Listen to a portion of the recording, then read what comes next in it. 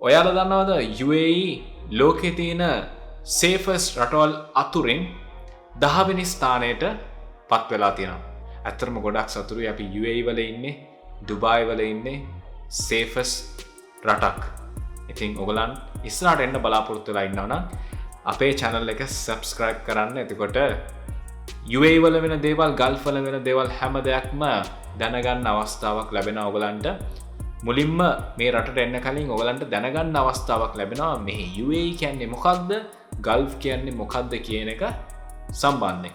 ඉතින් channel එක subscribe කරලා නැත්නම් subscribe කරලා අපිත් එක්ක එකතු වෙන්න කියලා ආරාධනා කරනවා. ඉතින් අලුත් cases වගේ report ලා තියෙනවා ඒක සම්බන්ධයෙන් ඔයගලම පොඩ්ඩක් දැනුවත් කරන්න කියලා. අපි ඊයේ වීඩියෝ එකක් දැම්මා.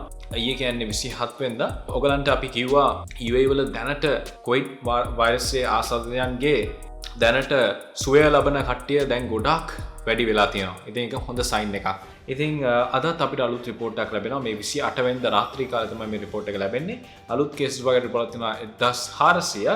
අලුතෙන් recover වෙලා තියෙනවා 2189ක්. ඉතින් බලන්න 2189ක් අලුතෙන් recover වෙලා තියෙනවා. කොච්චර හොඳ දෙයක්ද. ඇත්තටම දැන් අපි දිහා දෙයියෝ බලනවා. නේද? දෙයියෝ බලනවා. ඉතින් අනිවාර්යෙන් අපි දැනට තියෙන මේ regulations හැම දෙයක්ම පිළිපැදලා හරි විදියට අපේ ජීවිතේ දැන් ඉතුරු ටික ගෙවන්න අවශ්‍යයි. ඒත් එක්කම අලුත් මරණ 3ක් report ලා තියෙනවා. ඒත් එක්කම total cases අද වෙනකොට 1,29,024යි. total recovery ගත්තොත් 1,24,647යි. total මරණ සංඛ්‍යාව 485යි. active cases දැන් තියෙනවා 3,892ක්.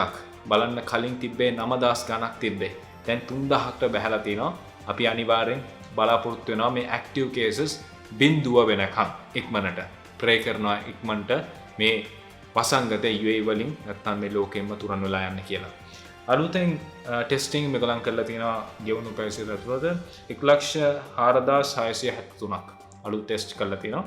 ඉතින් අපි හැමදෙනෙක්ම ඉල්ලන්නේ ප්‍රේ කරන්න අපිට ඉක්මනට මේ වසංගතෙන් එළියට එන්න අවස්ථාවක් ලබා දෙන්න කියලා.